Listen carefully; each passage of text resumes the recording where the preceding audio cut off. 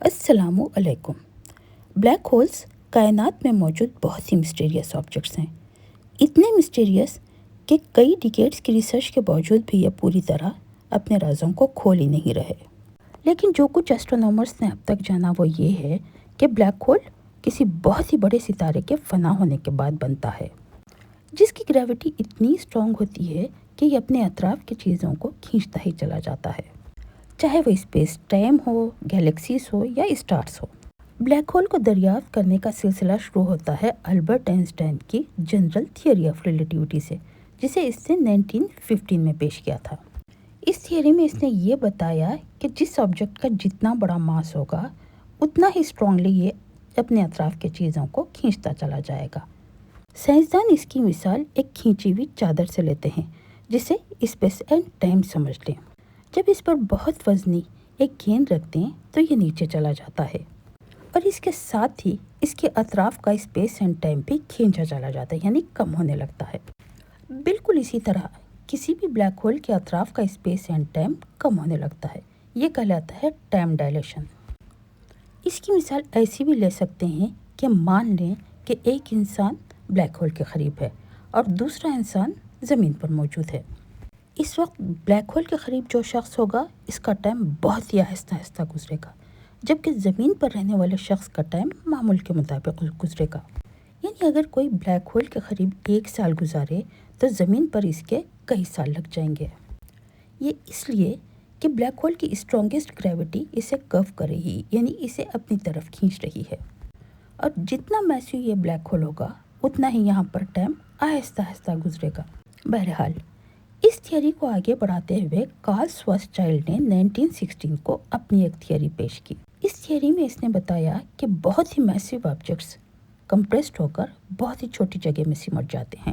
اس کی گریوٹی اتنی اسٹرانگ ہو جاتی ہے کہ روشنی کی ایک کرن بھی اسے بچ کر نہیں رہ سکتی، یعنی روشنی کی ایک لکیر کو بھی یہ کھینچ لیتا ہے۔ آگے جا کر یہی تھیوری بلیک ہول کو سمجھنے میں بہت معاون ثابت ہوئی۔ بہرحال یہ تو تھی تھیوریز۔ اب ہم سمجھیں گے کہ بلیک ہول آخر کتنے اسٹیپس میں بنتا ہے، اور اسے ہم جانیں گے قرآن اینڈ سائنس کی روشنی میں۔ اور جہاں تک اس ناچیز کا اندازہ ہے، کسی بھی ستارے کے مرنے کے 3 اسٹیجز ہوتے ہیں، اور ان 3 اسٹیجز کو ہم ان 3 آیات کے ذریعے آسانی سے سمجھ سکتے ہیں۔ آگے اللہ ہی بہتر جانتا ہے۔ پہلی سورہ مرسلات کی ورس 8، فَإِذَا النُّجُومُ طُمِسَتْ، اور جب ستارے مان پڑ جائیں گے۔ اور دوسری ہے سورہ تکویر کی ورس 2، وَإِذَا النُّجُومُ انْكَدَرَتْ، اور جب تارے بکھر جائیں گے۔ اور تیسری ہے سورہ واقعہ کی ورس 75، فَلَا أُقْسِمُ بِمَوَاقِعِ النُّجُومِ، کہ میں قسم کھاتا ہوں ستاروں کے گرنے کی جگہوں کی۔ ان 3 آیات کو سائنٹیفکلی کس طرح سمجھا گیا ہم اسے اسٹیپ بائی اسٹیپ جانیں گے، اس لیے کہ کسی بھی ستارے کے فنا ہونے کے 3 اسٹیپس ہوتے ہیں۔ اس کا پہلا اسٹیپ ہوتا ہے اس کی روشنی کا کم ہونا، اور پہلی آیت میں یہی کچھ بتایا جا رہا ہے کہ جب ستارے مان پڑ جائیں گے، اور وہی ستارے مان پڑتے ہیں جو پہلے سے روشن ہوتے ہیں، اور ستارے اس وقت تک روشن ہوتے ہیں جب ان میں موجود ان کا فیول یعنی ہائیڈروجن ٹوٹ کر ہیلیم میں بدلنے لگتا ہے۔ یعنی یہ کنٹینیوس پروسیس ہوتا ہے جسے کہتے ہیں فیوژن ری ایکشن۔ اسی فیوژن ری ایکشن کی وجہ سے ایک ستارہ انرجی بھی ایمٹ کرتا ہے اور لائٹ بھی۔ اور جب کوئی بہت بڑا ستارہ فنا ہونے کے قریب ہوتا ہے تو سب سے پہلے تو اس کا ہائیڈروجن کم ہو جاتا ہے، اور جب ہائیڈروجن کم ہو جاتا ہے تو فیوژن ری ایکشن بھی کم ہونے لگتا ہے، اور جب فیوژن ری ایکشن بھی کم ہونے لگتا ہے تو اس کی روشنی بھی آہستہ آہستہ مان ہونے لگتی ہے، یعنی کم ہونے لگتی ہے۔ اب یہ ستارہ اس قابل نہیں رہتا کہ اتنی تیزی سے انرجی اور لائٹ ایمٹ کر سکے جتنی یہ پہلے کیا کرتا تھا، اور اگر اسے اور بھی آسان زبان میں سمجھ لیں تو یہ ستارہ بوڑھا ہو کر اپنے ہی آپ میں سکڑنے لگتا ہے۔ بہرحال ستاروں کے مرنے کا دوسرا اسٹیج ہوتا ہے اس کا بکھر جانا، اسے کہتے ہیں سپر نووا۔ سپر نووا ایک بہت ہی طاقتور دھماکہ ہوتا ہے، اور اسی کے ساتھ اس ستارے کے بیرونی لیئرز یعنی آؤٹر لیئرز جھڑنے لگتے ہیں، بکھرنے لگتے ہیں، اور اسپیس میں مکمل طور پر بکھر جاتے ہیں۔ ایسے میں اس کا اندرونی پریشر کم ہو کر گریوٹی زیادہ ہونے لگتی ہے۔ اس وقت یہ کچھ دیر کے لیے بہت زیادہ انرجی اور لائٹ ایمٹ کرتا ہے، بالکل اسی طرح جس طرح ایک جلتا ہوا چراغ بجھنے کے قریب بہت زیادہ روشن ہو کر بجھ جاتا ہے۔ اور یہی وہ سپر نووا دھماکہ ہے جس کے بارے میں اللہ رب العزت فرماتے ہیں کہ اور جب تارے بکھر جائیں گے، اور جب اس ستارے کی ساری آؤٹر لیئرز بکھر جاتی ہیں تو اب بچ جاتا ہے اس کا انر کور۔ یہ سینٹرل کور اگر چھوٹا ہو تو یہ کہلاتا ہے نیوٹران اسٹار، لیکن اگر یہی کور بہت ہی ہیوی ہو جائے تو یہ بلیک ہول میں بدل جاتا ہے۔ تب یہاں اس کور کی ڈینسٹی اور گریوٹی بہت ہی اسٹرانگ ہونے لگتی ہے۔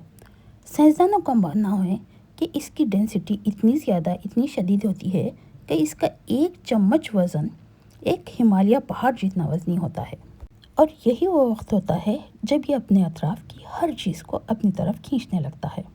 یہاں پر ستارے ہی نہیں، سارے کی ساری گیلیکسی اس میں ڈوب جاتی ہے، اور ہر گیلیکسی میں ہوتے ہیں اربوں اور خربوں ستارے، اور یہ گیلیکسیز اور اسٹارز ان میں ایسے ڈوبتے ہیں کہ واپس پھر کبھی نہیں آتے۔ اور اسی جگہوں کے بارے میں اللہ رب العزت نے قسم کھا کر کہا کہ میں قسم کھاتا ہوں ان جگہوں کی جہاں پر ستارے ڈوبتے ہیں۔ جب اللہ رب العزت نے ان جگہوں کی قسم کھائی ہو تو ضرور اس میں کوئی خاص بات بھی رہی ہوگی، اور یہ خاص بات یہ ہے کہ ہر ستارہ بلیک ہول نہیں بنتا۔ اب آپ یہ سوچ رہے ہوں گے کہ پھر کون سے ستارے بلیک ہول میں بدلتے ہیں؟ تو بلیک ہول میں بدلتے ہیں 3 کیٹیگریز کے اسٹارز۔ پہلا ہوتا ہے اسٹیلار بلیک ہول۔ اسٹیلار بلیک ہولز ایسے ستاروں کے فنا ہونے سے وجود میں آتے ہیں جو ہمارے سورج سے سینکڑوں گنا بڑے ہوتے ہیں۔ اس طرح یہاں پر ہم اپنے ہی سورج کی بات کر لیں تو والیوم کے اعتبار سے یہ اتنا بڑا ہوتا ہے کہ ہماری زمین جیسی 13 لاکھ زمینیں اس میں فٹ ہو سکتی ہیں۔ اور دوسری قسم کے بلیک ہولز کہلاتے ہیں انٹرمیڈیٹ بلیک ہولز۔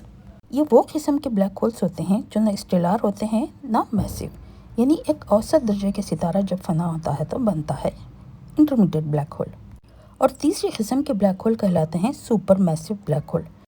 یہ ہمارے سورج کے مقابلے میں کئی بلین گنا بڑے ستاروں کے فنا ہونے سے بننے والے بلیک ہول ہوتے ہیں۔ اور ملکی وے کے سینٹر میں جس بلیک ہول کو دریافت کیا گیا ہے اس کا نام ہے سیجیٹیریس اے۔ یہ سورج سے 43 لاکھ گنا بڑا ستارے کے فنا ہونے سے وجود میں آنے والا بلیک ہول ہے۔ سیجیٹیریس اے بلیک ہول کو ایونٹ ہاریزن نامی ٹیلیسکوپ سے 2022 کو دریافت کیا گیا۔ اس ٹیلیسکوپ کے ذریعے جب اس کا ویژول شیڈو دیکھا گیا تو اس میں انہوں نے ایک سینٹر کور کو پایا، اور اس کے اطراف ایک ایسی باؤنڈری دیکھی جہاں پر کوئی بھی میٹر، گیلیکسی ہو یا اسٹار ہو، ایک وقت اس باؤنڈری میں چلا جاتا ہے تو پھر یہ کبھی واپس نہیں آتا۔ اس باؤنڈری کا نام ایونٹ ہاریزن رکھا گیا، اور ایونٹ ہاریزن کے اطراف میں جو ویژول شیڈو دیکھا گیا ہے وہ ایک بہت ہی تیزی سے گھومتا ہوا میٹر تھا۔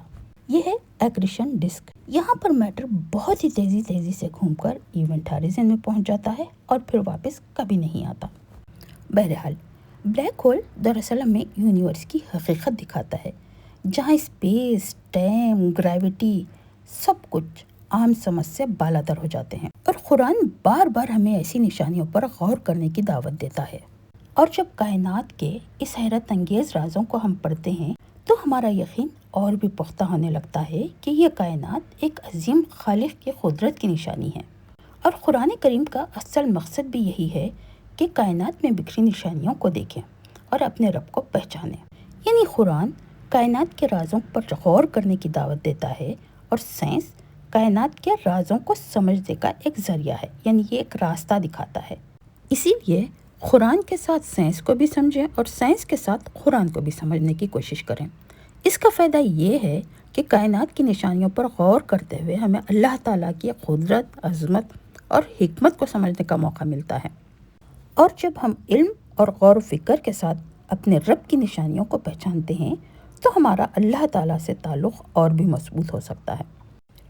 تو چلیے اسی کے ساتھ اس ویڈیو کو ختم کرتے ہیں۔ انشاءاللہ اگلی ویڈیو میں ایک اور انٹرسٹنگ ٹاپک کے ساتھ ملاقات ہوگی۔ تب تک کے لیے اللہ حافظ۔